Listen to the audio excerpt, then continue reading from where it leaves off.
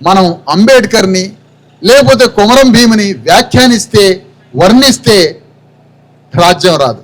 మన కుటుంబంలో ఉన్న మన పిల్లల కోసం వ్యాఖ్యానించవు. నా బిడ్డలు అట్లా ఉన్నారు ఇట్లా ఉన్నారు అని వ్యాఖ్యానించవు. నా కుటుంబం గురించి వ్యాఖ్యానించను, నీ కుటుంబం గురించి నువ్వు వ్యాఖ్యానించవు.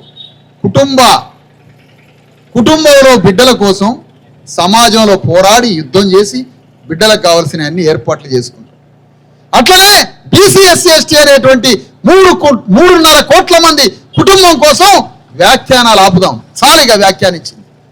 ఇక మిగిలి ఉన్నది ఫూలే అంబేద్కర్ సిద్ధాంత ఆయుధం పట్టుకొని యుద్ధరంగంలో దిగడం తప్ప వ్యాఖ్యానించడం ఆపేద్దాం. వ్యాఖ్యానాలు ఏళ్ల తరబడి సాగుతూ ఉంది. మహారాష్ట్రలో అంబేద్కర్ గురించి వ్యాఖ్యానించి చివరికి అంబేద్కర్ పేరు మీద మొత్తం ఒక అతిపెద్ద రాజీ పడిపోయి అంబేద్కర్ జపం చేయడం, అగ్రవర్ణ పార్టీలకు ఓట్లు వేయడం, ఇదే సాగింది మహారాష్ట్రలో. కాన్షీరామ్ వచ్చిన తర్వాత అది యుద్ధరంగంలోకి పోయింది. ఈరోజు తెలంగాణలో కూడా ఇక వ్యాఖ్యానాలు బంద్ చేయండి. ఇక వ్యాఖ్యానాలు అంబేద్కర్ గురించి వర్ణించడం బంద్ చేయండి, ఫూలే గురించి వర్ణించడం బంద్ చేయండి.